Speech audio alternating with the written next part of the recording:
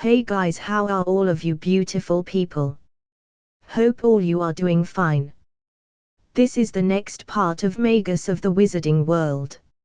So let's start without any delay. Chapter 61, Beating the Shit Out of an Troll. There was an uproar. It took several purple firecrackers exploding from the end of Professor Dumbledore's wand to bring silence. Prefects, he rumbled, lead your houses back to the dormitories immediately. People hurried out of the Great Hall in direction of their common rooms. Well, wizards really lack common sense. Wouldn't it be safest for the students to remain in the Great Hall where one or two teachers could protect them while the other look for the troll? But no, let's disperse the students in groups and hope none of them meets the troll, thought Matthew with a deadpan expression on his face as he checked his mental map and searched for Hermione. He found her like in the original on the first floor girls' bathroom. 3 other dots were heading in that direction. 2 were Harry and Ron, who realized that she didn't know about the troll. And another one had the name Cabu. This was most likely the troll since students also had the last name. Matthew secretly also left the group of Ravenclaw students, since he felt the need to make sure that nobody died. If something happened to one of them, it would have been his fault because of the butterfly effect through his existence. Once he arrived on the first floor, he headed to the girls' bathroom. On his map he could see that the troll and both boys were already there. The troll was most likely already attacking them. As he came closer, a foul stench reached his nostrils, a mixture of old socks and the kind of public toilet no one seems to clean. From inside the bathroom, he could hear scared cries, shattering toilets and wooden stalls, fighting sounds, and loud roars. Matthew sprinted to the door of the girls' bathroom and quickly entered it. He saw a chaotic scene.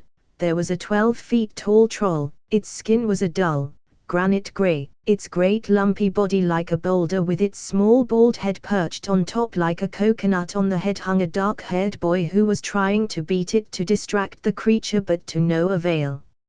It had short legs thick as tree trunks with flat, horny feet. The smell coming from it was incredible. It was holding a huge wooden club in his long arms that he currently swung at a brown bushy-haired girl hiding under a sink who would turn in a few moments into meat paste. While both boys only could stare at the scene in shock and fear.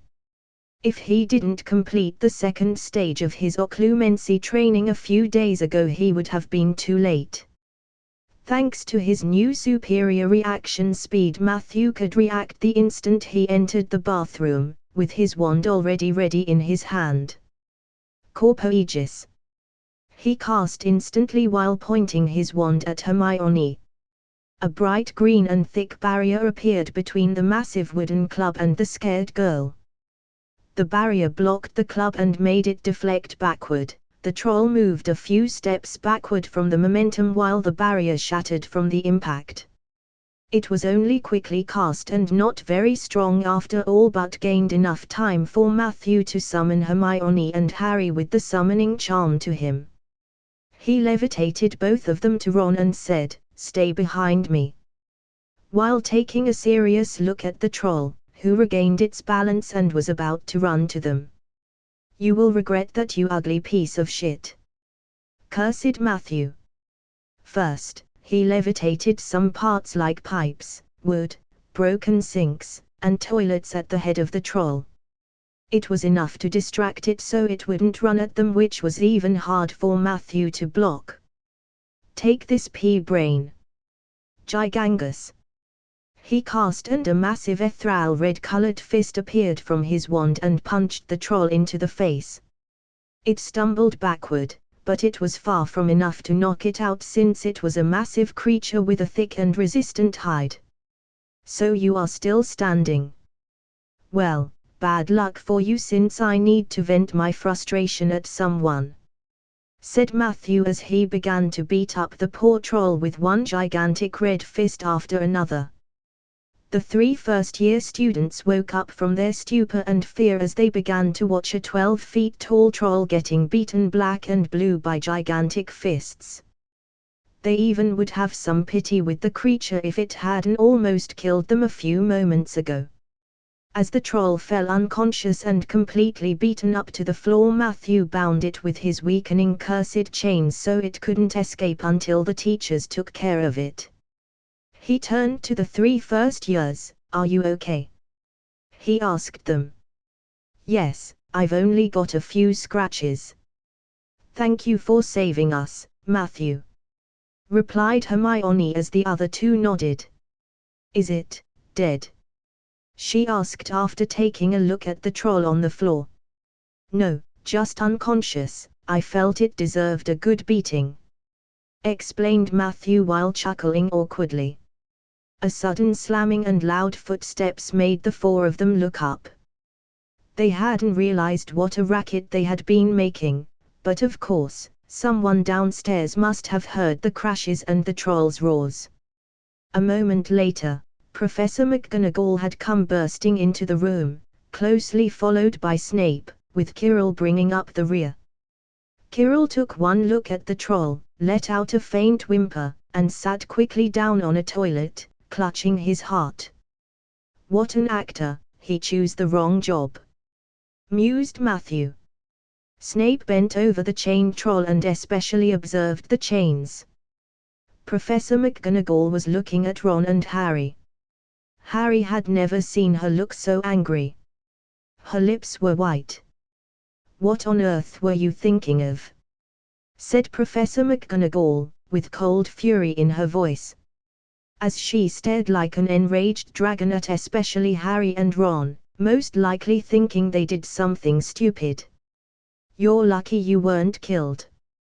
Why aren't you in your dormitory?" Snape stared at Matthew and he felt a probing at his mental shields. Matthew gave the potion professor a grin and turned to Professor McGonagall.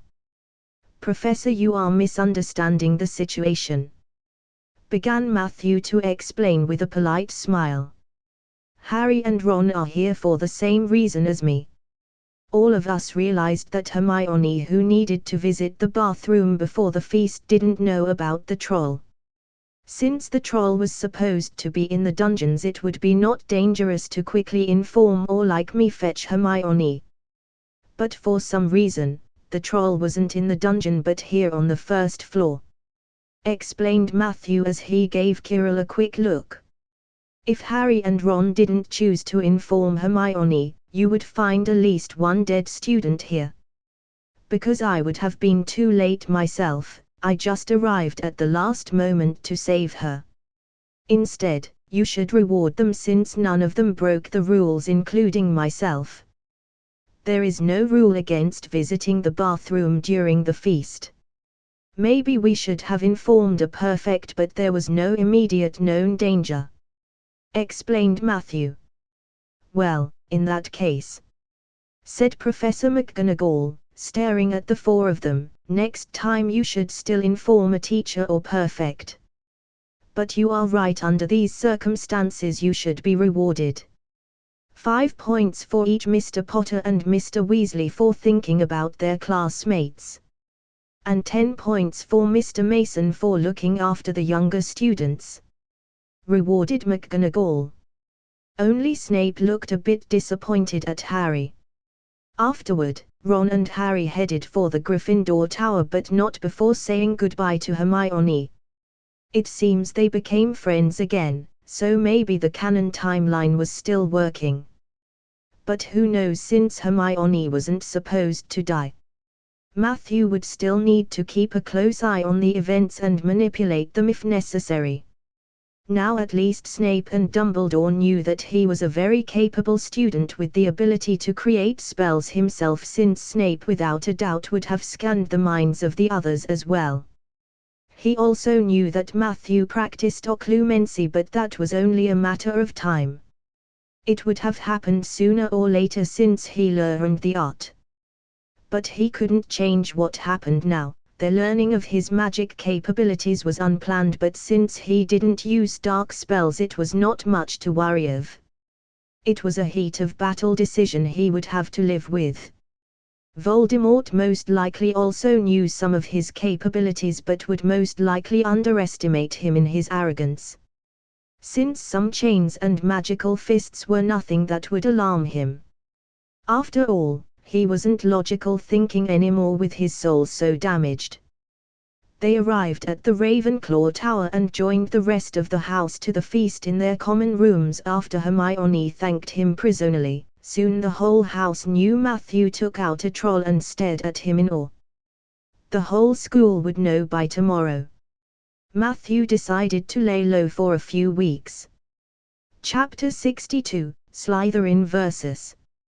Gryffindor.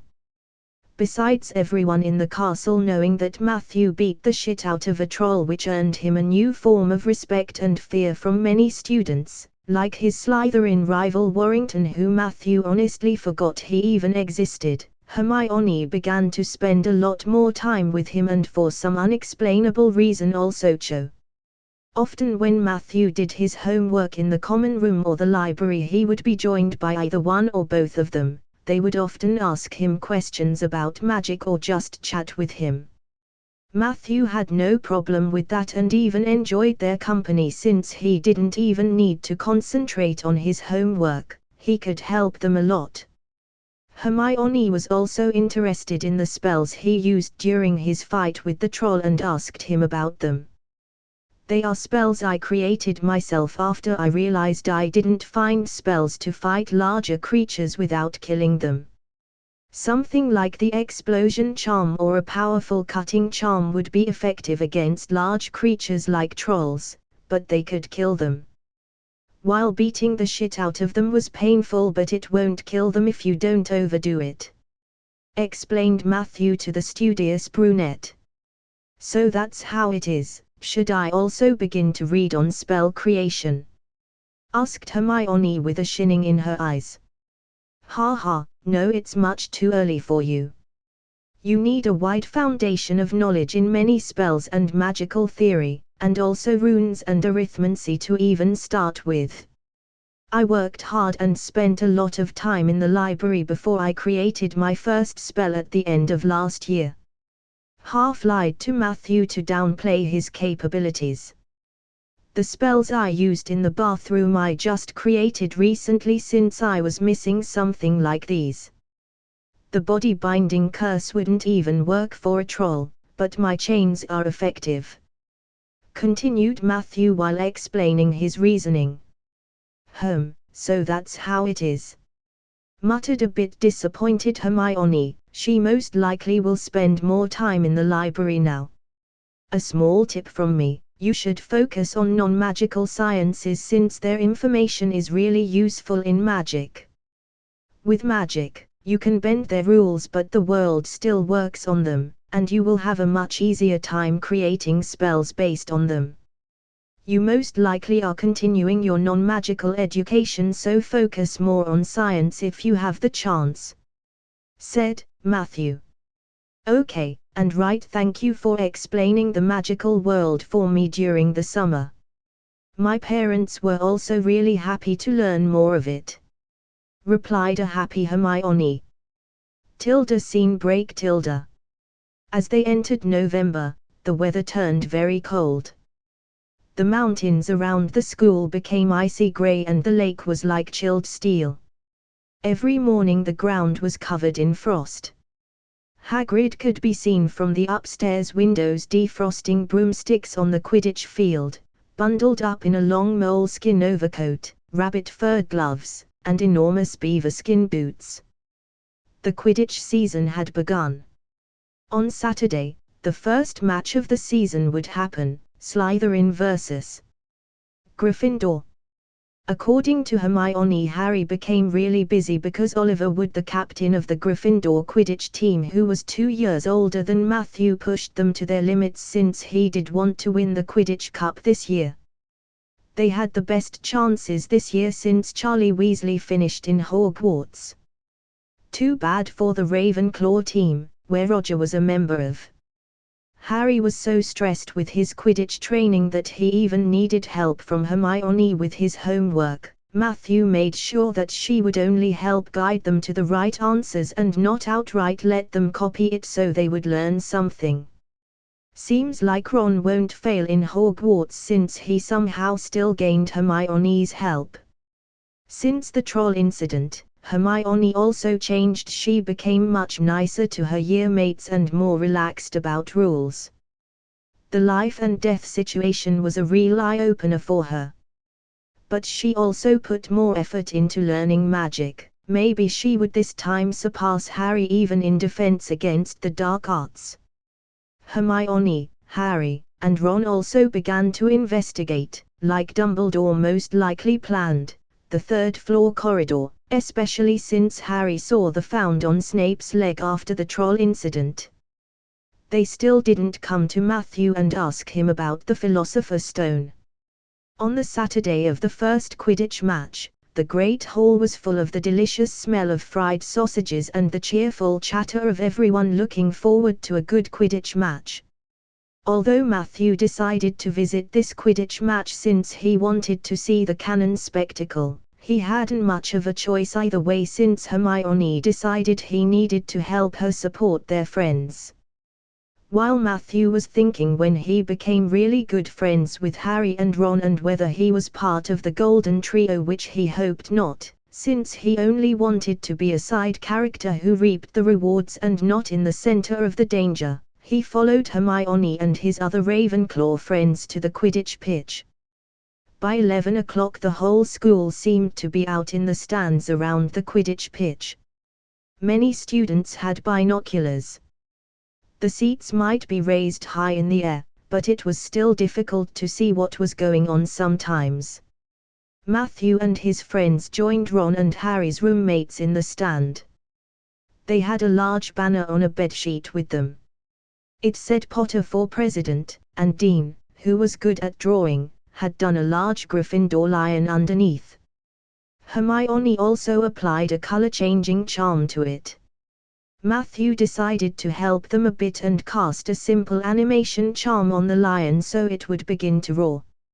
Since everyone knows he is capable, why not show a bit off? Since this was nothing special, it wouldn't gather the attention of the wrong sort of people.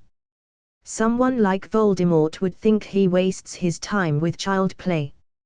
Lee Jordan was the commentator of the match with his amusing style that manages to annoy Professor McGonagall.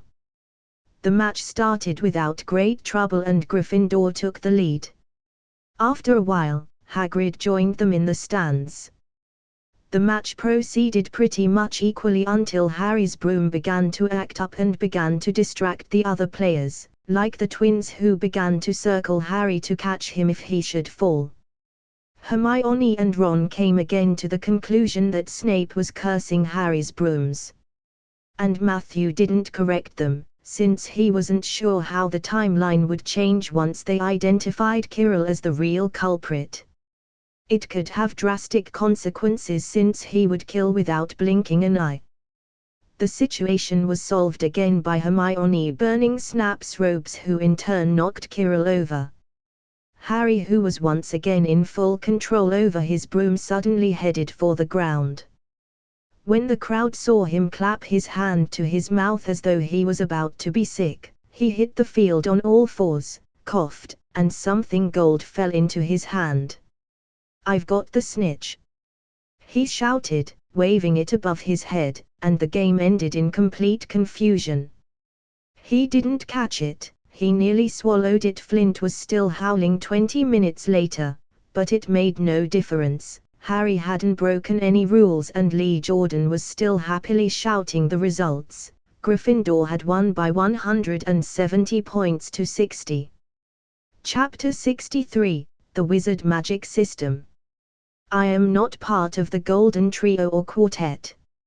At most I would be an honorary member that would make it the Golden Trio and a half. Yes, that's it.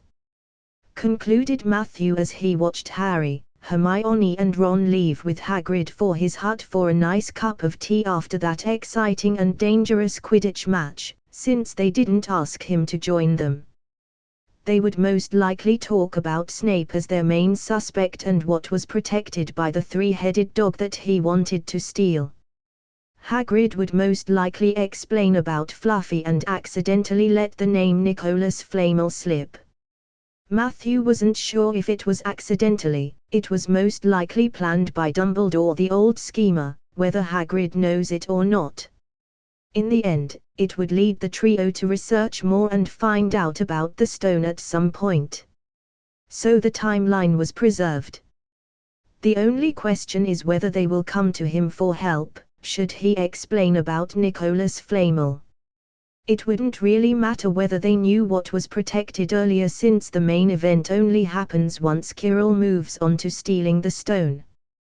That was only once he found a way to bypass Fluffy, the guardian to hell, or rather the trapdoor. It was Saturday and Matthew had still a few hours of the day remaining. He decided to visit the room of requirements to get some more training. Or rather, it was time for him to take the next step. Scene break. After leaving his friends, he arrived in the room and asked for a spell practice room.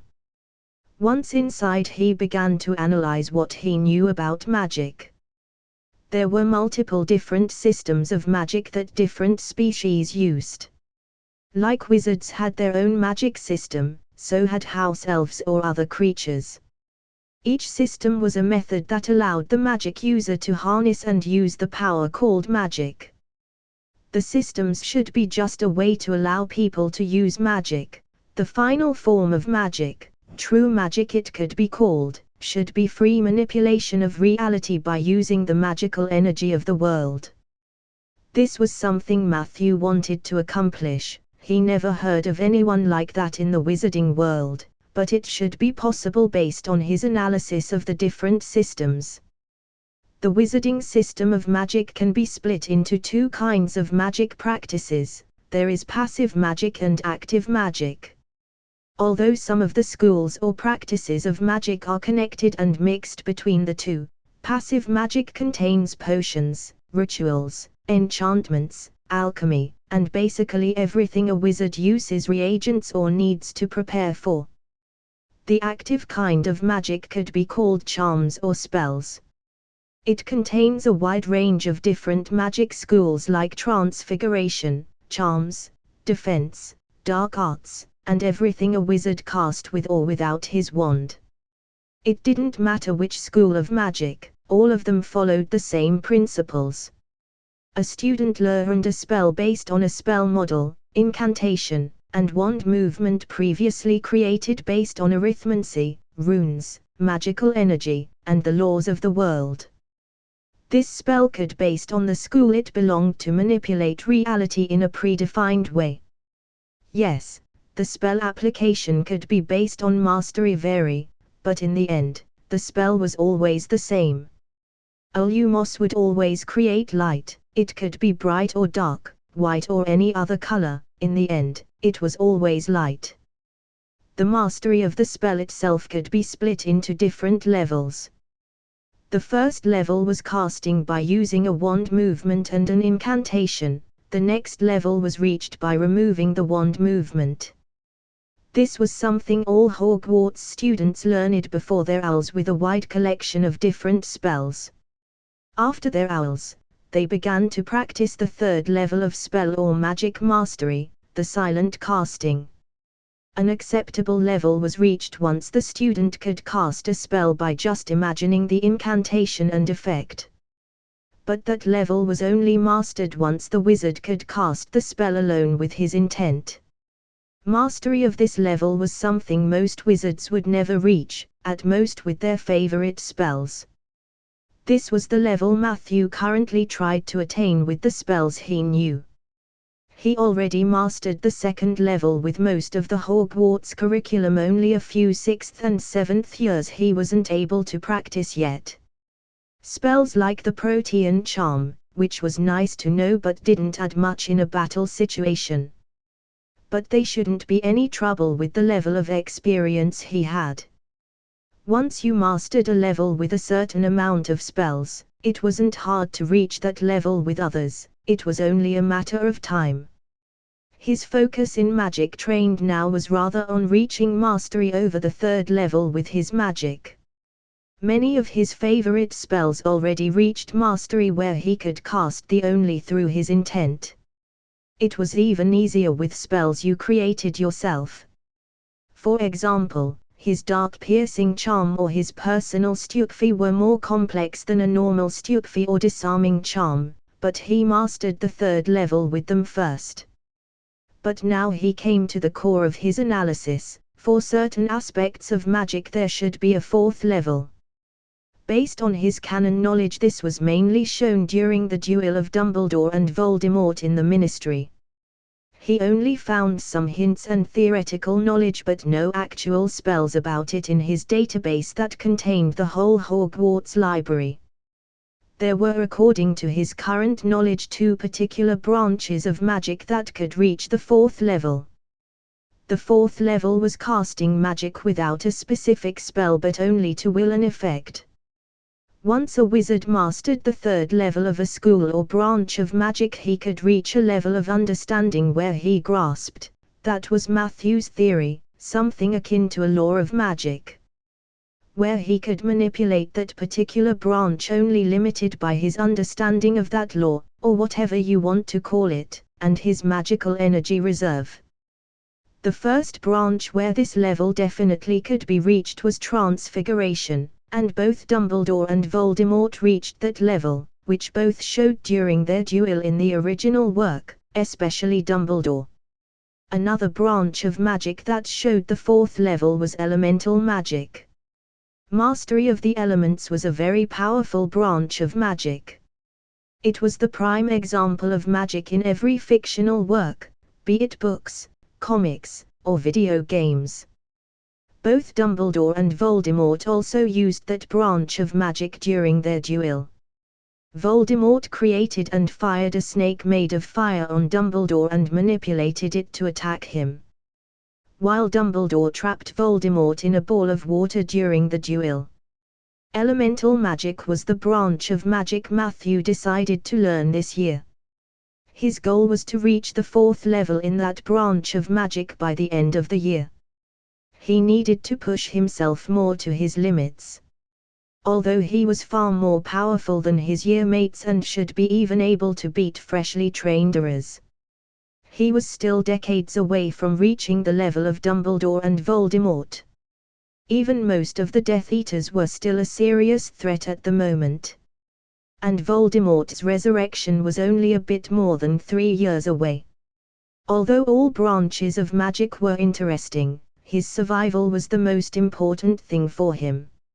And only by becoming stronger, he would be able to survive. He didn't need to kill Voldemort, that was Harry's job according to the prophecy, but he needed the ability to survive.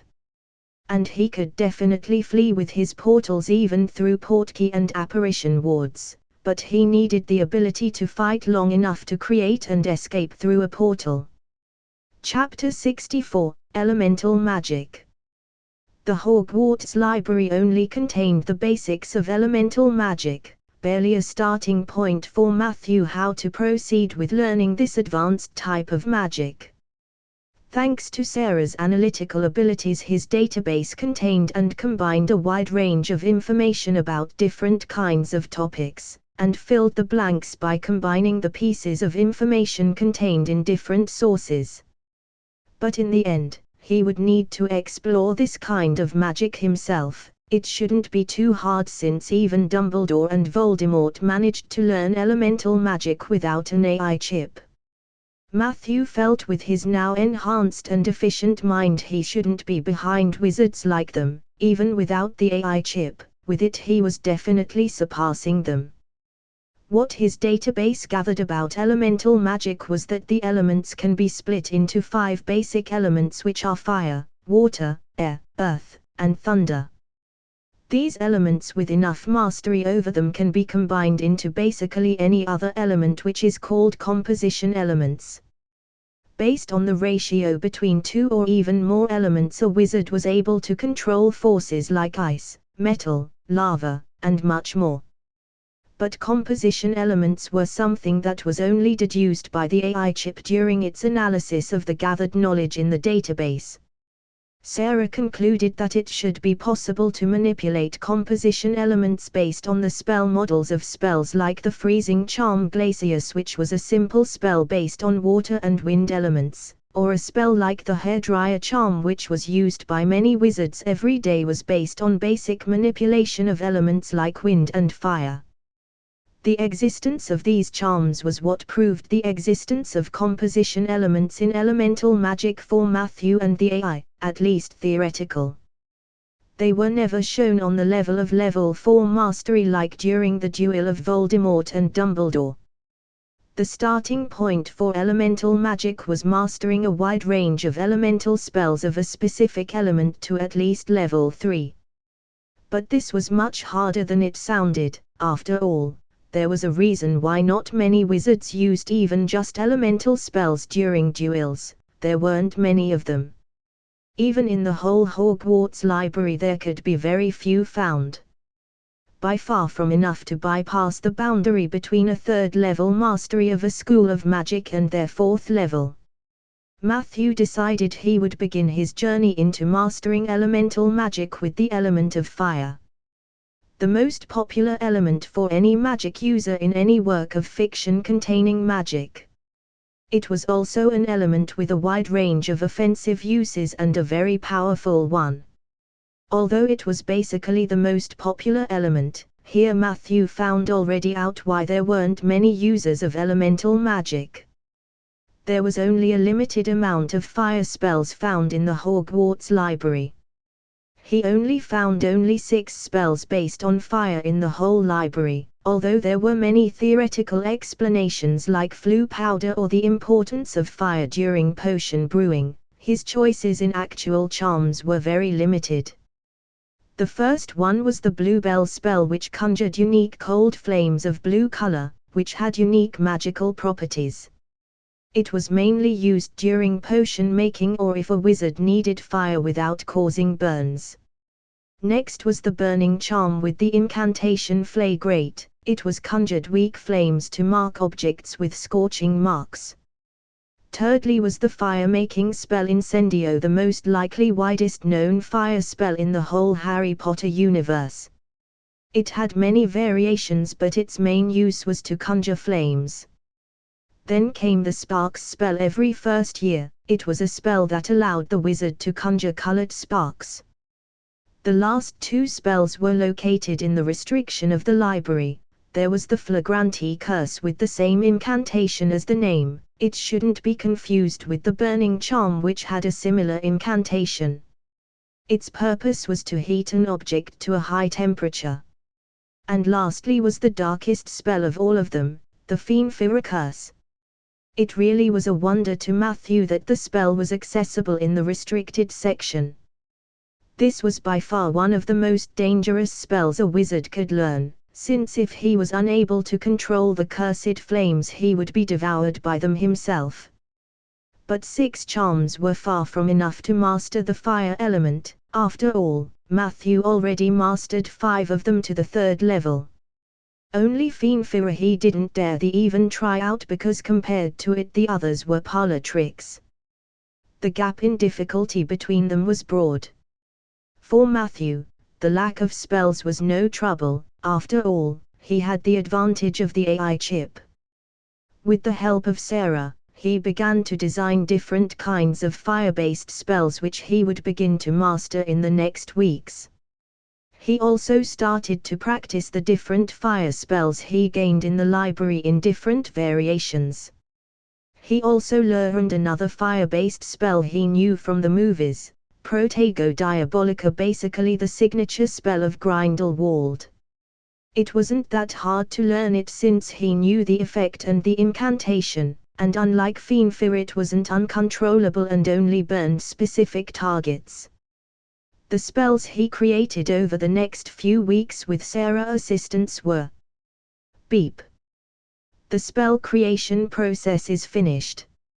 Spell model successfully created.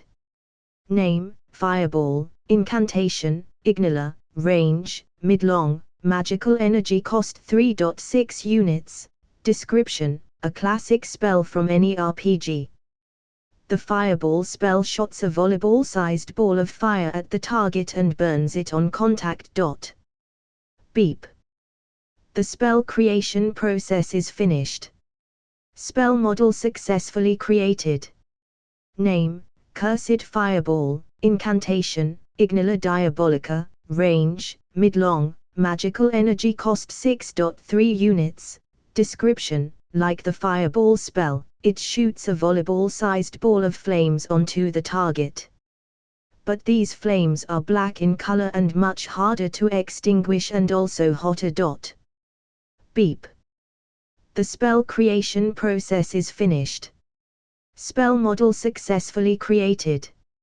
Name: Searing Chains. Incantation: Ignis Vincula. Range: mid. Magical energy cost 4.1 units.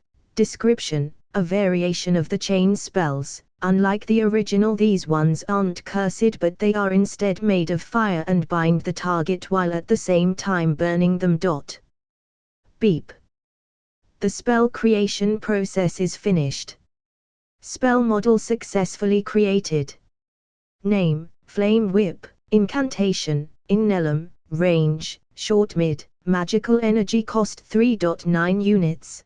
Description: conjures a whip made of flames which can be used to hiss the target or bind them. Matthew was already happy with the first few spells he created, but they weren't enough to reach level 4 in fire magic yet. But they were a good start. And in the end, he needed to master them first. But in the middle of November, he got interrupted by a notice on the notification board in the common room. So next weekend we will visit Hogsmeade for the first time, thought Matthew happily while reading the notice with his friends. Next weekend would the third-year students the village of Hogsmeade for the first time. All they needed was the permission form signed by their guardians to participate in the visit. They had almost the whole day to visit the village and could choose themselves when and how long they would visit. They only needed to return before dinner. Chapter 65, Hogsmeade. While Harry, Ron, and Hermione, the classical golden trio, began to frequently visit the Hogwarts library in order to research the name Nicholas Flamel that Hagrid let slip, Matthew continued with his study of fire elemental magic. Since the golden trio didn't even mention to him what Hagrid had said or asked him if he knew who Nicholas Flamel was, there was no need for him to interfere. It was good for Hermione to make friends, since even though she was in Ravenclaw she somehow managed to not make any friends besides Matthew and his roommates and Cho Chang, who regularly was in their study group. The other Ravenclaw first years kept their distance because of her bossy tone when she was nervous. His exploration of the fire element progresses really well. Besides the original spells he created over the last few weeks and mastered, he began to recreate many already existing spells just based on the fire element to deepen his understanding and mastery. For example, he created a lighting charm based on fire. The spell created a harmless sphere of heat and light on the tip of his wand. It wasn't a better replacement for the wand lighting charm, it was actually worse, but increased his mastery of the fire element. He created many such alternative charms, like for drying of clothes or even food, a fire-based explosion charm which was actually better in a battle since it also caused burns, a replacement for the mist creation charm Fumos just with thick dark smoke, and any other application he could think of he would be able to replace or copy with fire. Thanks to his superior magic control and high level of occlumency, which allowed him to precisely feel the condition of his body, mind, and soul, especially since he was currently training his soul every day with the meditation and training techniques of his third level occlumency. He was able to feel the status and condition of his soul better by the day. He felt changes that made him better attuned with the element of fire. He also felt these changes while practicing any other spell with other elements or laws. he wasn't sure how to call it yet because of his lacking understanding. After all, he was sure he was the first wizard who explored this direction of magic deeply. His understanding of the other elements or laws didn't progress as quickly as over the fire element while practicing different spells. Why that was he wasn't sure yet, but he had many different theories. Maybe the spells were a mix of multiple different elements, unlike his pure fire spells, which made him progress slower since almost was not able to sense any progress, or they were more complex. Maybe it worked like in the many cultivation novels he was currently exploring the law of fire, while a summoning charm was part of the far more complex law of space, or he just had a natural talent for fire. All of those were possibilities he still had to confirm with further research and exploration. Scene break. On Saturday in the middle of November, it was time for the first visit to Hogsmeade this year for every student third year and above. This was also the first visit to the village for Matthew and his friends and the other third-year students. Early in the morning Matthew, Roger, Harold, and Blake headed for the castle gate where Professor McGonagall and Filch were waiting. It seems the forms for the Hogsmeade visit were handled by the vice-headmistress of Hogwarts instead of the head of each house. After giving his signed Hogsmeade permission slip to Professor McGonagall, he was allowed to leave with his friends for the village, but they still got reminded to return before dinner today. They began the short walk to the village. Hogsmeade Village, or simply called Hogsmeade, was the only all-wizarding village in Britain. It was founded by Hengist of Woodcroft.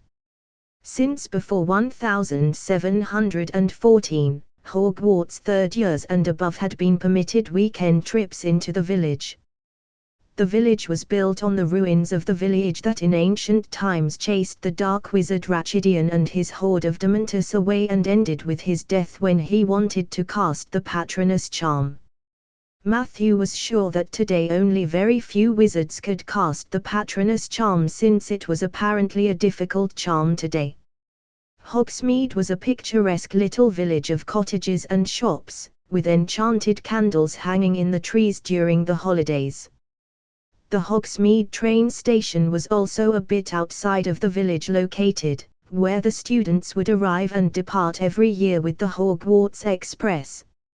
Another funny fact Matthew found in the Hogwarts library: at some point in the village's history, it was acknowledged that some of its residents had a tendency to be particularly prone to accidents and injury, to the point where these unlucky locals were being consolation all awarded for their trouble.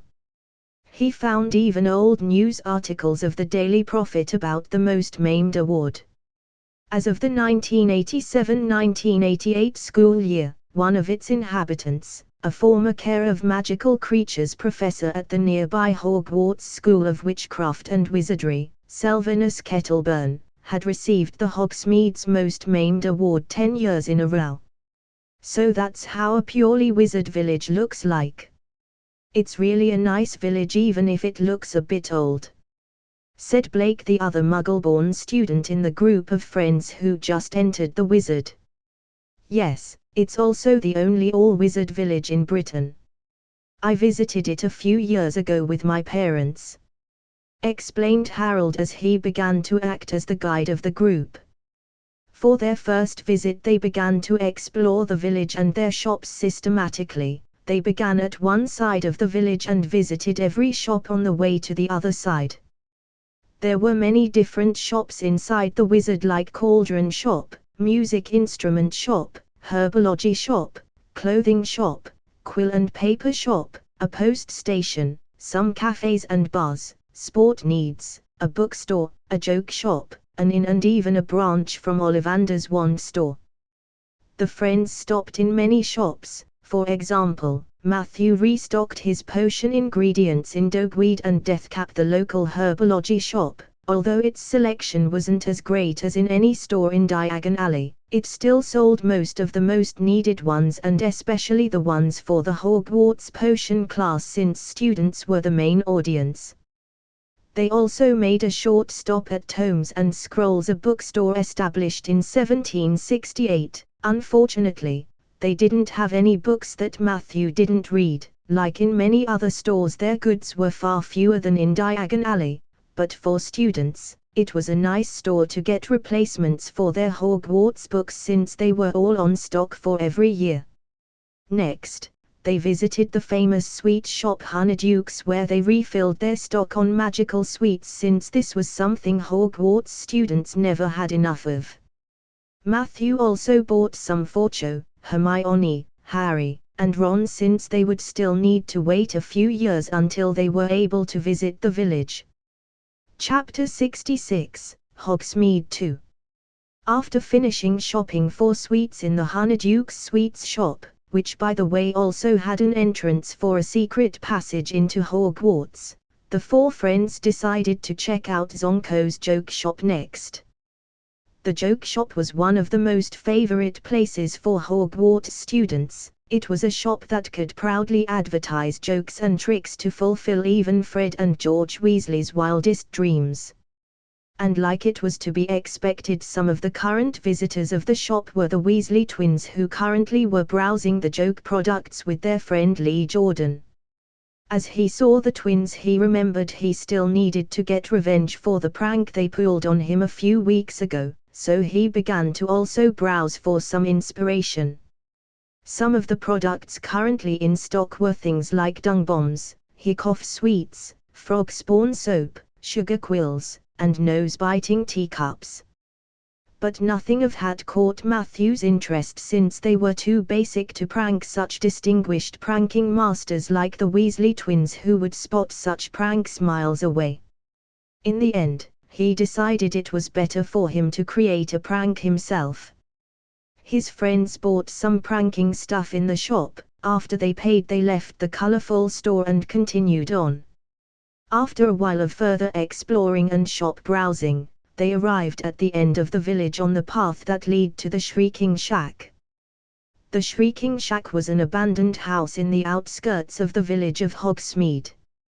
It was believed to be the most haunted house in all of Britain. The villagers thought it was haunted because they often heard screams coming from inside a few years ago. Matthew heard from the Hogwarts ghosts that even them didn't dare to enter it. From the outside, it looked like a very run-down and abandoned house with the windows and doors boarded up. The wood was very dirty and old, and it looked like there was no actual entrance into the shack from the outside. Since Matthew knew the truth about the Shrieking Shack, that it was, in reality, Remus Lupin in his werewolf form who howled in there during full moons and caused the villagers to develop these rumors, and Dumbledore just supported the rumors around the building since they would assist in covering up the truth, he wasn't really impressed of the building. It also wasn't a suitable location for his darker experiments since the only entrance was through the tunnel under the Homping Willow, since the shack didn't have any working doors or windows to keep the werewolves inside. Every time dodging the branches of a tree that tries to kill you was a stupid way to enter a secret laboratory, since this would definitely cause some attention. But he still was able to scare his friends with the haunted background info of the shack for his personal amusement. Matthew and his 3 a bit scared friends left the Shrieking Shack and decided to get something to eat and drink in the village. The first location they found was a small tea shop located on a side road off the high street in Hogsmeade Village. They took a quick look into the shop. The decoration was very tacky, frilly, covered with boughs, and cramped. The windows steamed up and the gaudy tables and chairs were all claimed by teenagers holding hands or kissing over cups of tea and coffee. A bell over the door announced customers in a tuneful tinkle. The round tables were decorated with lacy napkins and china sugar bowls and cramped up the small shop. There were a lot of couples inside who were kissing and cuddling. One look was enough for them to quickly close the door again and move away. Let's look for something else. I don't think this is the right shop for us, said Matthew as he looked at the sign at the front of the shop. Madame Puddifoot's tea shop. Obviously, the first shop with food and drink we come across was this one, complained Matthew mentally as his friends agreed with him and they continued on. After a few minutes, they arrived in front of a welcoming and rustical pub with a wooden story front. It was the Three Broomstick, the most popular inn and pub in the all-wizarding village of Hogsmeade, which was often frequented by students from the neighbouring Hogwarts School of Witchcraft and Wizardry. The inn was often warm, crowded, and a bit smoky, but clean and welcoming. They entered the warm pub owned by Madame Rosmatar, a curvy sort of woman with a pretty face. No wonder many Hogwarts pupils had a secret crush on her. The pub itself probably fought with the Leaky Cauldron for the title of the oldest pub in Britain. A mirror behind the bar reflected the cozy atmosphere, and popular drinks such as butterbeer and fire whiskey were served in glasses and in foaming pewter tankards, as well as gilly water, mulled mead, red currant rum, and even cherry syrup and soda with ice and an umbrella. Matthew and his friends got some butterbeer and a small meal from Madame Rosmatar and enjoyed the nice atmosphere of the pub. There were lots of Hogwarts students who enjoyed the pub and the nice and warm atmosphere. This was most likely the time the Three Broomsticks made the post-profit with all of the students visiting the village. After enjoying their beverage and recovering a bit, the group of friends continued on with their shopping. For the rest of the day, they would visit the shops that caught their eyes and also restock some of their school necessities that they become short on. As the sky outside became darker, they returned to the castle and joined the rest of the school for dinner after informing Professor McGonagall of their return. After dinner, Matthew visited the Golden Trio in the library and left them some of the sweets from Honeydukes before leaving them in the library since they were still deeply distracted by their research on Nicholas Flamel. Since they still didn't really ask him, he didn't help them, since it was a good way to not disrupt the timeline. Soon it was Christmas and Harry would get Death's invisibility cloak. An artifact Matthew had a deep interest in since it could be something that gave him more clues about higher beings in this world. But he would need to be careful about Dumbledore since he 100% kept an eye on Harry and the cloak. Afterward, he returned to the Ravenclaw Tower where he looked for Cho. She was currently doing her homework in one corner of the common room. He joined her and gifted her the sweets he brought for her and joined her in doing their homework. He spent the rest of the day with Cho. After they finished their homework, they chatted for the rest of the evening chatting. When it became dark outside, Matthew retired to his dorm and fell asleep for the night since the day was very exhausting for him. They wandered through the whole village and explored Hogsmeade. This much movement made him quickly close his eye. Chapter 67, Fanfictions. Days and weeks pass and November ended. The weather outside of the castle became colder and colder and the days got darker. Christmas was coming. One morning in mid-December, Hogwarts woke to find itself covered in several feet of snow. The lake froze solid and the Weasley twins were punished for bewitching several snowballs so that they followed Quirrell around, bouncing off the back of his turban. These madmen, thought Matthew as he watched the spectacle. No wonder that Voldemort personally targeted them during the Battle of Hogwarts and one of them ends up dead while the other loses his ear. But they have my respect. If they knew, they could proudly proclaim that they even pranked Voldemort, which definitely let them surpass the Marauders. The few owls that managed to battle their way through the stormy sky to deliver mail had to be nursed back to health by Hagrid before they could fly off again. It was the weekend once again, a week before the Christmas or Yule holidays started, and Matthew was on his way to the room of requirements. He felt something inside him was about to change. He continued with his exploration and research of the fire element and progressed by leaps and bounds in this branch of elemental magic. In theory, he may know even more fire spells than Voldemort or Dumbledore. They probably reached the 4th level in elemental magic through their sheer experience and wide range of many different spells. Matthew, on the other hand, began to explicitly improve this branch of magic by exploring the element of fire. He felt he reached the peak of the 3rd level a while ago, since he started to master new fire spells by casting them silently and with minimal movement of his hands and wand after very few tries. Over the course of the last few weeks, he developed a multitude of different fire-based spells and mastered them. There were useless spells or spells he just didn't find a use yet, since you never know, like colored or even multicolored fire, harmless fire, cold fire, and many more. Or entertaining spells like different fireworks that he could even enchant into objects like the Weasley twins would do in the future for their shop. He absolutely should approach them soon and suggest a cooperation between them, since their store would become a good source of money. He also developed more spells with a useful application in battle, like a fire-based cutting curse that doesn't only cut but also applies burns. Different kinds of projectile-based spells like a barrage of fire arrows, daggers, or swords. And different kinds of burning fire barriers that conjure a wall of fire on the ground, which is useful to split up groups of different enemies and limit their movement. Then he also created some more battle spells with a rather limited usefulness, like a fire breath similar to a dragon. But why would he breathe fire if he just can cast it from his wand or hands? Or a fire fist, which is also useless since he doesn't really go into close combat. But who knows, if there is an opportunity, why not beating the shit out of Death Eaters? They at least deserve it. A branch of fire magic Matthew put a lot of effort into was metalworking, since it was a skill that could become very useful in the future.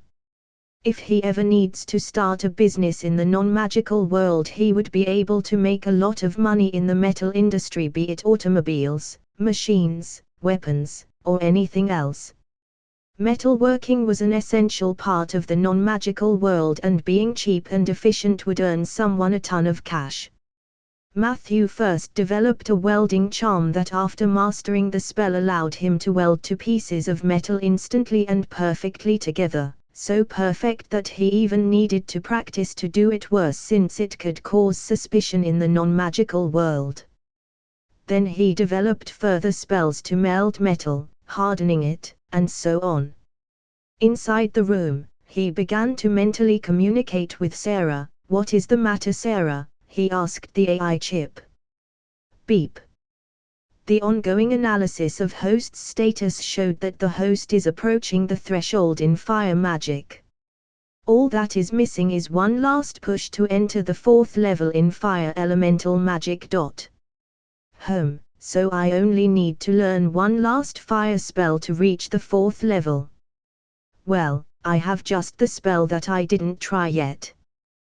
With my perfect magic control and deep understanding of magic and fire spells, I should be able to control Fanfictions, decided Matthew as he thought about the possible spells he could try to learn to reach the 4th level. Fanfictions absolutely should allow me to reach the next level. With the help of chaos runes, I should be able to create powerful safety measures to prevent the spell from destroying the room or the castle, or even worse, me if lose control. After wishing for an appropriate space inside the room of requirement, Matthew got a wide empty area with a magical barrier protecting the walls of the room of requirements. He began to carve further runes on the ground to create more barriers and formations to extinguish the most destructive spells in all of the Harry Potter books and movies, Fanfictions. He also added some concealment rune wards so Dumbledore and the other teachers wouldn't be able to sense the dark magic of the curse. If he successfully managed to cast Fanfictions, he would be always able to destroy Horcruxes and would gain a powerful spell during battle. Once Matthew was sure that everything was working, he stepped into the formation and raised his wand, targeting the center. Arrowinmyknee. He shouted as a dark red fire left the tip of his wand with a roaring and billowing noise as it quickly spread inside the barrier he created with the chaos runes. The flames were abnormally large and take the shape of fiery monsters and beasts such as snakes, dragons, eagles, and chimeras, constantly mutating into other beasts as well as powerful, formless flames that destroy all things around itself. With all his willpower and experience, Matthew tried to subdue the flames and guide them in the directions he wanted. For a moment it looked as if the flames would try to pounce on him, but then they began to follow his command, which made Matthew breathe out a sigh in relief. After he felt something inside him begin to change, he gained a new form of understanding over the fire. He extinguished the flames with the appropriate counterspell. Annihilio Finite. Under his control, the flames began to burn out and only left dark scorch marks on the floor, which the room was able to fix instantly. Beep. Congratulations, host, you reached the 4th level of fire magic. Your understanding of the fire element reached 1%. 1%. It seems I still gave a long path before me. What kind of level may have Dumbledore and Voldemort reached, wondered Matthew as he comprehended the changes inside himself. He gained a unique feeling and comprehension over fire different from his magic casting before. Sarah, let's name it the Law of Fire or Fire Law and keep the naming sense for all similar laws. It seems to be an appropriate name, decided Matthew as he thought about the cultivation novels he took this idea from. Confirmed. Host's comprehension of the Law of Fire, 1%. Let's try it out, thought Matthew as he raised his hand and a golf ball-sized fireball appeared above the palm of his hand. Cool. But it seems without a proper spell the size is still limited. He willed the fireball from his hand and it shot against the barrier. Next, he once again tried to cast different fire spells. It was much easier for him to cast them than before, and he even could still control them after he fired them off. On his way back to the Ravenclaw common room, Matthew was deep in thoughts. He finally reached the 4th level in a branch of magic. But he was still away from the level of wizards like Voldemort or Dumbledore, since they had greater control over fire than a small fireball and over multiple elements. He wondered how much of the laws of fire they comprehended and what would happen once 100% was reached. Was there a 5th level? Chapter 68, Christmas Holidays. The castle was fully focused on the preparations for Christmas and the holidays. Hagrid, like every year, prepared large Christmas trees for the Great Hall. The hall looked spectacular. Festoons of holly and mistletoe hung all around the walls, and not less than 12 towering Christmas trees stood around the room, some sparkling with tiny icicles, some glittering with hundreds of candles. Like every year, a spectacular sight. In one day the holidays would start and most of the castle's population would leave with the Hogwarts Express. Matthew would this year remain in the castle because he needed to study the Mirror of Erist before he stole the stone, so he was sure he could exchange the Philosopher's Stone with his fake one before when he attempts his heist. Unfortunately, he was unable to locate the mirror inside the large ancient castle. All he could do was to use Harry to locate the castle.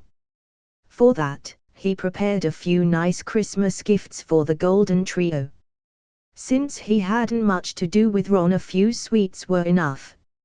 For Hermione, he got a nice set of useful books that weren't available in the library, but the most important gift was for Harry.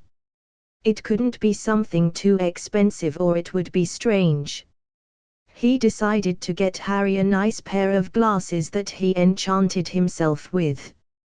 For one, he let the glasses grow with Harry and adjust to his sight level. Next he put cleaning and self-repair charms on it, and a charm to prevent rain from blocking his sight. But most importantly, he put hidden inside the frame of the glasses a tracking rune formation with chaos runes on it, since glasses was something that Harry always needed, since he did use chaos runes, an older rune language and more powerful than any other in the wizarding world. He should be always able to track Harry without Dumbledore noticing it. The only thing he was unsure of was if he was still able to track him under the invisibility cloak, which even Death wasn't able to. He didn't believe chaos runes were more powerful or older than Death itself, or how much of the story of the three brothers was true, but to locate the mirror it should be enough, since Harry would take the cloak of before the mirror. Like in canon, the Golden Trio was still looking for information on Nicholas Flamel inside the Hogwarts library. In the holidays, Harry would try to search the restricted section for it, which would lead him to the Mirror of Erist. Once Matthew got the location of the mirror, he would help them out and score a few friendship points with them. Before the students left for Christmas holidays, he even overheard a discussion between them that made him laugh. "And you could ask your parents if they know who Flamel is," said Ron. "It'd be safe to ask them, since they didn't want to alarm their main suspect, Snape." "Very safe, as they're both dentists," said Hermione. "Considering they are well-read people, they named you with a name from one of Shakespeare's own works, The Winter's Tale. They could very well know who Nicholas Flamel is, since he is well known in the literature of the non-magical world as the Immortal Alchemist," mused Matthew while giggling as he entered the library unseen by the Golden Trio. Scene break. He woke up a bit sleepy early on Christmas morning. On the night of the 24th of December, Matthew returned late from Flitwick's office, who allowed him to use his flu connection to attend once again Slughorn's Yule feast this year. He once again met many prominent members of his slug club. The most interesting one was the potion master who invented the Wolfsbane potion, Damocles Belby, one of Slughorn's students that he personally tutored and was, according to him, an outstanding wizard. Marcus Belby, a Ravenclaw student that was 1 year younger than Matthew, was his nephew. During the feast, they had a lengthy discussion about potions, and especially the Wolfsbane potion and methods to improve it. During that discussion, Matthew gained a lot of new insights into potioneering and new ideas. Maybe he should attempt to cure lycanthropy himself in the future. It would earn him at least an Order of Merlin 2nd class, since that was what Damocles gained for the Wolfsbane potion that eased the symptoms of lycanthropy.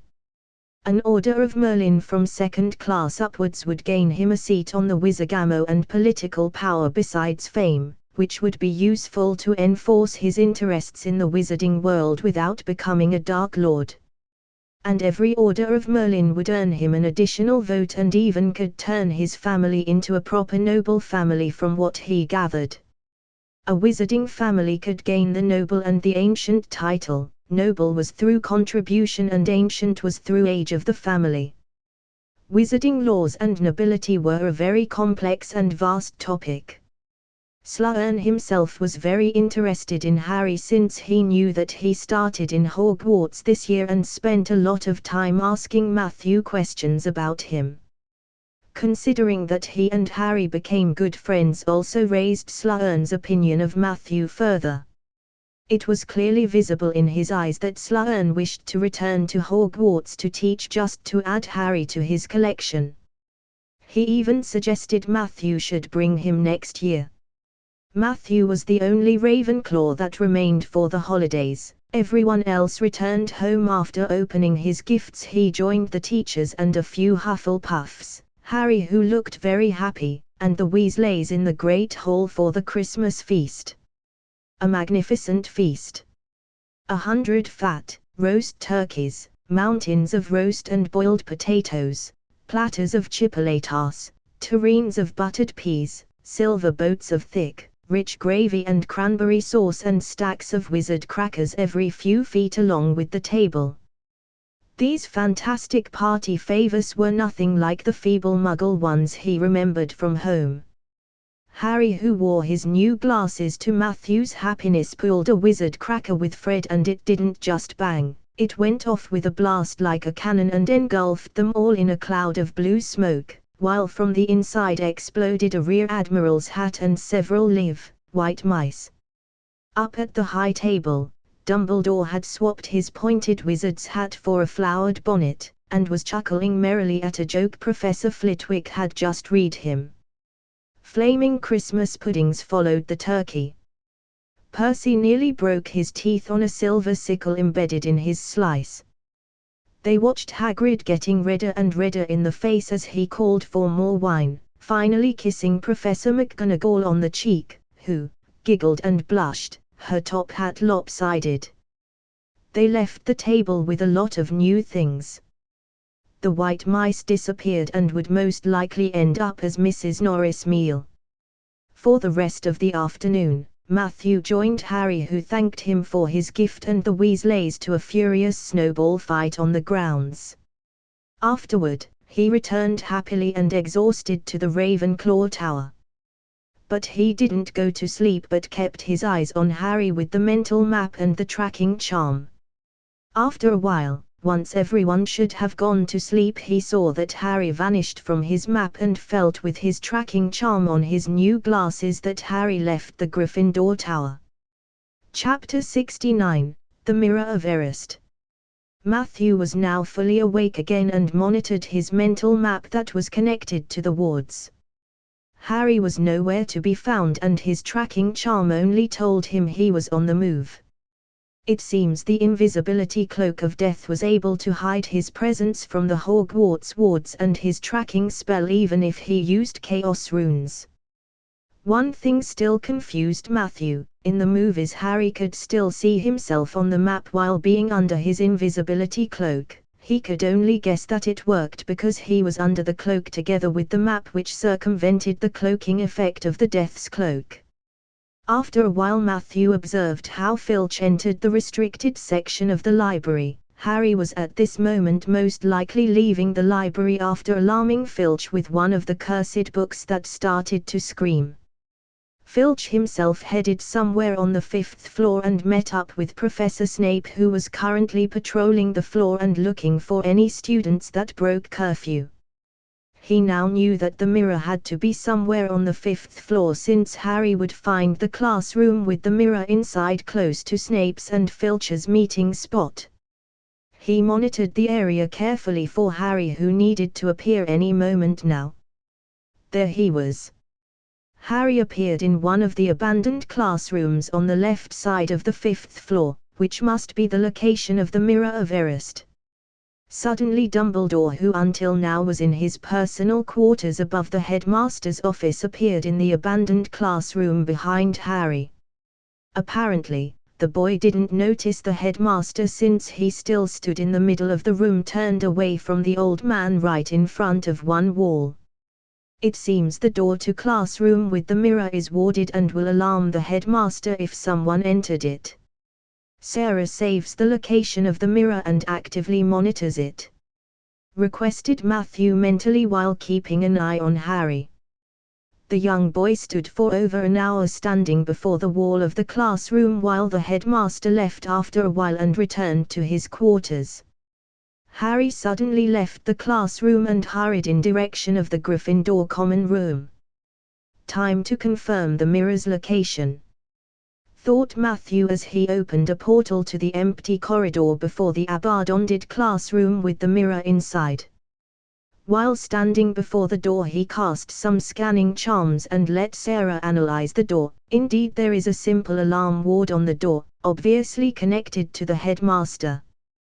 But something like that won't hinder me, he mused as he opened another blue circling portal to the other side of the wall, which allowed him to enter the classroom without alarming the headmaster. Inside he found an unused classroom. The dark shapes of desks and chairs were piled against the walls, and there was an upturned waste paper basket, but propped against the wall facing him was something that didn't look as if it belonged there, something that looked as if someone had just put it there to keep it out of the way. It was a magnificent mirror, as high as the ceiling, with an ornate gold frame, standing on two clawed feet. There was an inscription carved around the top, Erist straeruoit ubcafruoit on wazi. Matthew felt as if he needed to look into the mirror. There was clearly some kind of compulsion worked into the enchantments of the mirror. Matthew began to use his occlumency on full power in order to protect himself from the influence and enchantments of the mirror. I show not your face but your heart's desire. He read the inscriptions on the top. What a dangerous artifact. You really could waste your whole life before the mirror without realizing it, or just get mad. Concluded Matthew as he began to study the enchantments on the mirror without letting himself get distracted by the mirror itself while using his occlumency. So the headmaster is currently changing the enchantments of the mirror in order to hide the stone there. That's why it is currently in this abandoned classroom. Analyzed Matthew, it's at least 150 years old according to Sarah's spectral analysis. The magical energy, unfortunately, falsifies the exact age. Sarah record all enchantments on the mirror. He requested from his AI. The mirror contains one of the most complex enchantments Matthew has seen up to date. It was a combination of multiple spells using and affecting the deepest feelings of the person in close proximity to it, alluring them to stare into it. It definitely wouldn't hurt to add it to his database, since it may be able to give him further information on emotion-based magic like the Patronus. It wasn't enchanted with runes but with charms woven directly into the materials of the mirror during the creation. Dumbledore was currently modifying the enchantments of the mirror by laying new ones based on the original above it. This was one of the weak points Matthew could exploit to gain access to the stone.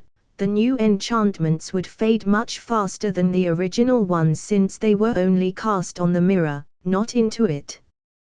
But thanks to the Elder Wand Dumbledore was using, it would take too long for them to fade out even if Matthew helped the process to exchange the stones before the end of the year. Another weak point he tried was to let the AI chip load fake memories and intentions into his consciousness so he could fool the mirror like he did with the Sorting Hat and other Legilimency users. That was also his main idea on how to gain access to the stone. But unfortunately, that didn't work out. He only got a blurry mess of pictures. Since the mirror not only affected his memories and consciousness but also his deepest emotions inside his soul. The enchantments were a bit soul magic, which was even more reason to add them to his database. That must be the reason why Voldemort didn't try to fool the mirror with occlumency. Maybe Matthew would be able to do it once he finished his occlumency training that allowed him to control his soul, but for now, he wasn't able to. Now he was happy that he decided to check out the mirror beforehand, since he expected that his method to fool the mirror would work. There was one weak point he could exploit now. Dumbledore was still modifying the enchantments of the mirror. Once they were completely modified and the stone was inside, they couldn't be easily changed. But since he was still in the middle of the process, Matthew could add his own backdoor to the mirror, allowing him later to access the stone. At the bottom of the mirror frame, he added a small rune formation that turned invisible once he was finished. Since he didn't have much experience in enchanting with charms yet, he used runes to add to the enchantments with a few concealing runes. As Long wasn't specifically looking for them, he shouldn't be able to find the backdoor Matthew added to his enchantments since he used chaos runes. After he was finished and made sure that his traces were hidden, he took a look at the mirror. Should I drop my occlumency shields and look at my deepest desire? Asked Matthew himself while standing before the mirror for a few minutes. No, I know what I want. I don't need some meager artifact to show me how I reached the peak of the world as immortal and absolute being. Thought Matthew as he turned around with conviction and opened a portal to the Ravenclaw Tower. For one moment as his back was turned to the mirror his occlumency shields faltered, an image appeared on the screen. It was Matthew with a group of smiling shadows. Some were female, some of them were children, only his parents could be clearly recognized. Some of the shadows looked a bit familiar, but it wasn't clear discernible. The world in the background looked extremely peaceful. But Matthew didn't see that, neither did the AI chip register it, since it only could see images through Matthew's eyes. He returned to his dorm room and got to sleep for the night. Chapter 70, Nicholas Flamel. The next night Matthew once again returned to the mirror with a portal after he saw on his map Harry and Ron disappearing. He cast a disillusionment charm on himself and added a notice me not charm on top of it. Afterward, he carved a small stealth rune formation in one corner and sat down inside of it. He didn't need to wait long until he heard some voices coming closer. "It's here, just here, yes." The door opened and Harry dropped the cloak from around his shoulders and ran to the mirror. "Sarah, scan the cloak please," requested Matthew mentally while he watched Harry and Ron. "See?" Harry whispered. "I can't see anything." Look at them all, there are loads of them." "I can only see you." "Look in it properly, go on, stand where I am," said Harry as he pushed Ron in front of the mirror. Ron, though, was staring transfixed at his image. "Look at me," he said. "Can you see all your family standing around you?" "No, I'm alone, but I'm different, I look older, and I'm a head boy." "What?" I'm wearing the badge like Bill used to, and I'm holding the house cup and the Quidditch cup, I'm Quidditch captain, too." Ron tore his eyes away from this splendid sight to look excitedly at Harry. "Do you think this mirror shows the future?" "How can it? All my family are dead, let me have another look." "Good, the mirror is still working properly," confirmed Matthew as the two boys continued to discuss the mirror. Suddenly they got interrupted by Mrs. Norris. After the cat left, Harry and Ron also decided to leave since it wasn't safe for them here. "Sarah, what can you tell me about the cloak?" asked Matthew. "The cloak contains a large amount of magical energy additionally to a large amount of another form of energy I named death energy. No enchantments or runes were found, rather multiple readings similar to the law of fire but still different. This may be something akin to the law of death and more imbued into an artifact. More data is needed, but it seems to be a very advanced form of magical artifact creation. Interesting, this also pretty much confirms the existence of Death, her or himself. Now I am really interested in what happens if someone became the master of death. Is it even possible for me since I am not part of the Peveril bloodline?" he pondered as he comprehended the gathered data. Scene break. Matthew once again saw on his map that Harry returned to the mirror the next night, but this time he met Dumbledore. The mirror will be most likely finished in the next few days and moved to the location where the Philosopher's Stone will be hidden. The Christmas holidays continued on and Matthew further explored the law of fire. He managed to raise his comprehension to 3%. The more he progressed, the harder it became to improve, and it was only the beginning. He realized that it wasn't something that could be forced by training since he almost didn't improve anymore, but rather it needed a lot of experience that came naturally through usage and knowledge. Rather than spending hours playing with fire, he decided to move to another element and create spells for it so he could in the future combine both elements and gain more comprehension into both. He chose Earth. There weren't many earth-based spells in Hogwarts besides some herbology spells they learned while taking care of the magical plants. So he once again needed to create them himself. He repeated to create a multitude of earth-based spells during the rest of the winter holidays, be it useful or useless or spells with similar effects he already had. It didn't matter, every bit helped. Some spells he could use more often were mostly combat-related, like conjuring stones or earth walls to block the unforgivables, or giant fists made of dirt to knock out enemies. In this matter, he spent the rest of the holidays while being unbothered by other students. Scene break. In January, once the other students returned, the lessons began again while the snow outside began to disappear. One afternoon, under the lead of Hermione, the Golden Trio approached Matthew. "Matthew, can you help us with a question about a school-unrelated topic?" asked Hermione. "Sure, Hermione. What kind of advanced topic did the three of you focus on the last few weeks?" replied Matthew with a smirk. The three looked a bit sheepishly at Matthew as Harry replied, "It was that obvious." "Well, Hermione, not. But you, and especially Ron, so often in the library, that was very obvious. So what caught you three first's interest?" asked Matthew with a large laugh. "We want to know if you ever heard of Nicholas Flamel," asked an embarrassed Hermione. "Nicholas Flamel, you say?"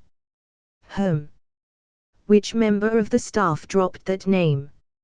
"Most likely Hagrid," said a now pretending to be serious Matthew while having fun watching the three first years now caught expression.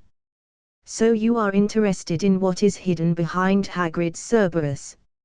Since you already know that much, there is no point in hiding the information from you, since you would search more and more for it. The answer is actually pretty obvious. You could even find it in the Muggle world, since Nicholas Flamel became famous before the Statute of Secrecy came into effect." Hermione already realized why that name felt familiar to her, and that they searched the whole time in the wrong place. "Ah, you already realized it, Hermione.